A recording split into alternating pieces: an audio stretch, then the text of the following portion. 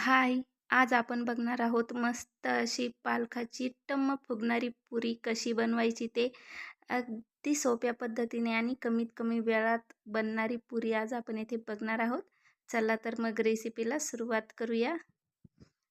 मस्त अशी खुसखुशीत पुरी आज येथे आपण तयार करणार आहोत. येथे मी घेतलेलं आहे खूप सगळं पालक स्वच्छ धुवून घेतलेलं आहे बघा. मस्त असं एकदम ताजं पालक आहे आणि येथे मी ठेवलेलं आहे एक पातेल्यामध्ये थोडंसं पाणी आणि आता आपण ही पालक त्यामध्ये एक साधारणतः एक उकळी येईपर्यंत शिजून घ्यायचं आहे बघा. जेणे करून त्याचा कच्चेसरपणा हा निघून जाईल. अशा प्रकारे जास्त नाही शिजवायचं, फक्त एक उकळी येईपर्यंत शिजवायचं आहे बघा. मस्त असा आपला पालक येथे शिजून झालेला आहे. आता आपण एका चाळणीमध्ये तो काढून घ्यायचा आहे. परफेक्ट.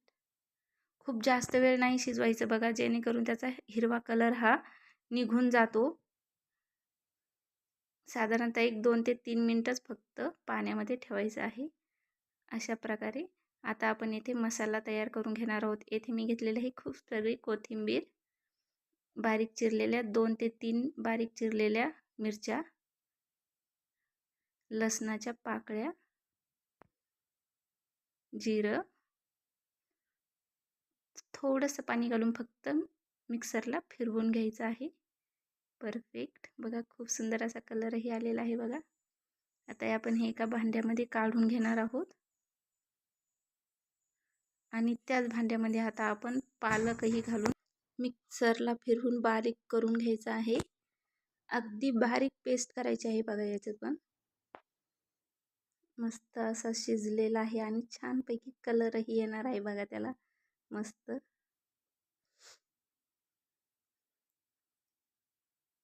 अशाच प्रकारे आता आपण हे फिरवून घेऊया.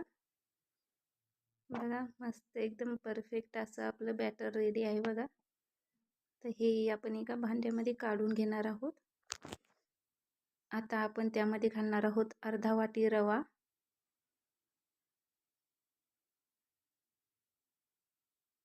ओवा, बडीशेप घालायची आहे बघा. बडीशेपनी खूप छान अशी टेस्ट लागते. थोडासा हिंग, मीठ चवीनुसार. मस्त असं मिक्स करून घ्यायचं आहे सर्व.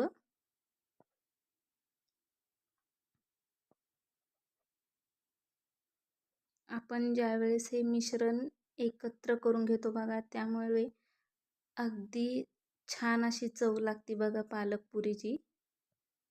आता आपण यामध्ये घालणार आहोत हवरी. एक 1 ते 2 चमचा हवरी आहे.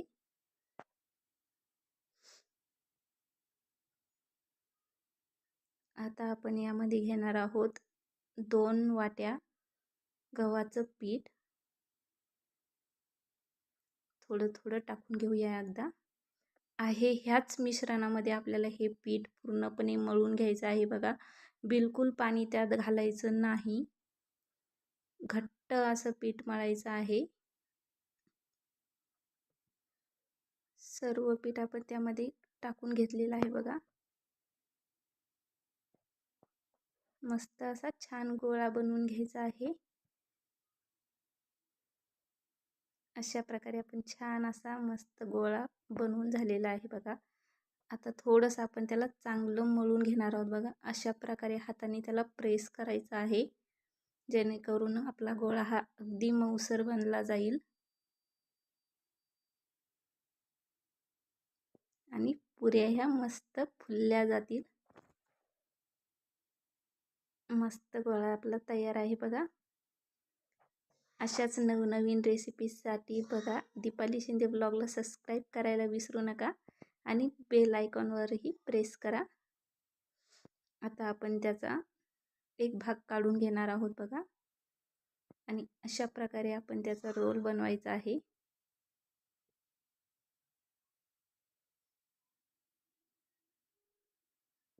परफेक्ट. आणि असे छोटे छोटे गोळे बनवून घेणार आहोत. तुम्हाला कशा आकाराच्या पुऱ्या बनवायच्या आहेत त्यानुसार छोटे छोटे गोळे बनवून घ्यायचे आहेत. अशाच प्रकारे मी ते सर्व गोळे बनवून घेतलेले आहेत बघा भांड्यामध्ये. आता आपण त्यावरती तेल घालूया. तेल यासाठी घालायचं आहे की तीनदा तीनदा आपल्याला त्याला तेल लावायची गरज पडणार नाही आणि पुरीलाही लाटायला चिकटणार नाही. अशाच प्रकारे आता आपण त्याच्या छोट्या गोल गोल पुऱ्या लाटून घ्यायच्या आहेत. मस्त थोड्याशा जाडसर ठेवायच्या आहे बघा, खूप पातळ अशा नाही लाटायच्या, कारण पातळ लाटल्यास त्या फुलत नाही. छानपैकी जर टम अशा पुऱ्या फुगायच्या असेल तर थोड्याशा जाड ठेवायची पुरी. अशाच प्रकारे आपण सर्व पुऱ्या लाटून घ्यायच्या आहेत. तुम्ही बघत आहात कलरही एकदम छान आलेला आहे बघा आपल्या पुऱ्यांना, मस्त एकदम. अशाच प्रकारे बघा मी येथे सर्व पुऱ्या लाटून घेतलेल्या आहे बघा, एकदम छान दिसत आहे. आणि आता आपण ह्या तेलात तळून घ्यायच्या आहेत. ते मी तेल एकदम कडक केलेलं आहे बघा. पुरी ही एकदम फुल गॅसवरच तळायची आहे. अशा प्रकारे थोडंसं प्रेस केलं की पुरी ही छान फुलते बघा. सर्व बाजूनी मस्त फुलली आहे बघा. आता दुसऱ्या साईडनेही तळून घेऊया. छानपैकी कलरही बदललेला आहे त्याचा. मस्त अशी टम्म पुरी आपली येथे तयार आहे. अशाच प्रकारे आपण सर्व पुऱ्या ह्या तळून घ्यायच्या आहेत.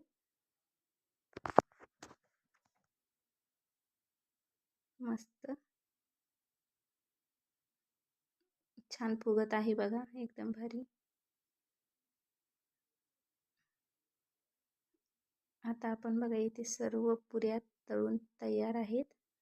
एका मस्त डिशमध्ये काढून घ्यायच्या आहे आणि टोमॅटो केचप बरोबर पुऱ्या खूप टेस्टी लागतात बघा. नक्की ट्राय करा. व्हिडिओ पूर्ण बघा. आवडल्यास लाईक कमेंट शेअर करा.